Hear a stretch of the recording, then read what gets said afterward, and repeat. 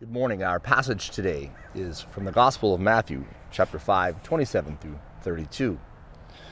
You have heard that it was said, Thou shalt not commit adultery. But I say unto you, that everyone that looketh on a woman to lust after her committed adultery with her in his heart.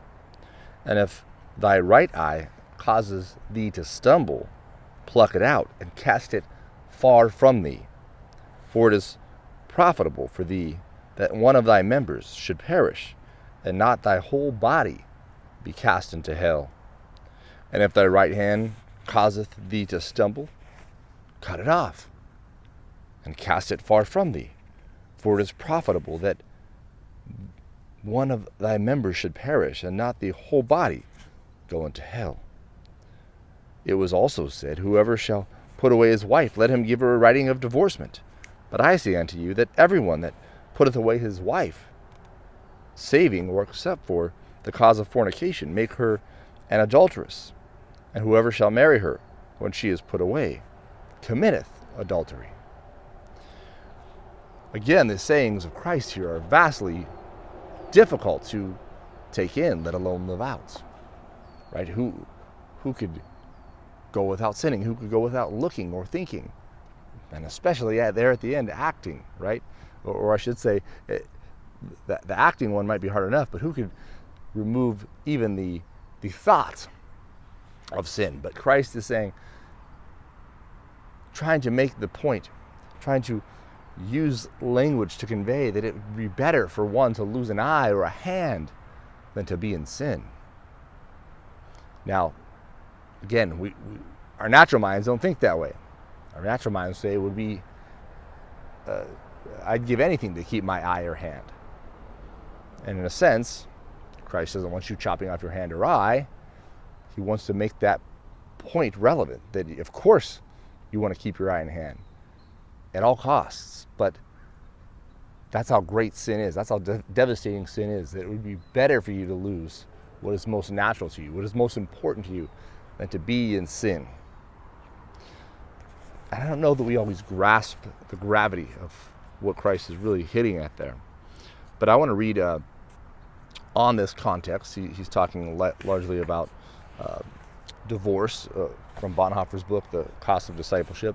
So there's a lot in there that we're not going to hit on, so just keep that in mind. But I want to read one small paragraph that I thought was pretty good and encouraged me. So he's talking on first divorce, then marriage, and I'm just going to pick up kind of halfway through the marriage part. Christian marriage is marked by discipline and self-denial. Christ is the Lord even of marriage. There is, of course, a difference between the Christian and the bourgeoisie, right, conception of marriage. So this high-class conception of marriage. But Christianity does not, therefore, depreciate marriage. It sanctifies it. So you might have this high-class view of marriage that some had in his day, but he's saying, don't think that the Christian view of it depreciates it from this high-class bourgeois type of marriage, because that's not that's outwardly. It's not truly inwardly. Christianity sanctifies marriage and makes it better. It would appear that by affirming the indissolubility of marriage, Jesus contradicts the law of the Old Testament. But there is another passage, Matthew 19:8, which shows that, in fact, he is at one with the law of Moses. There he says that divorce was permitted to the Israelites for your hardness of heart. In other words, it was to preserve them from worse excess.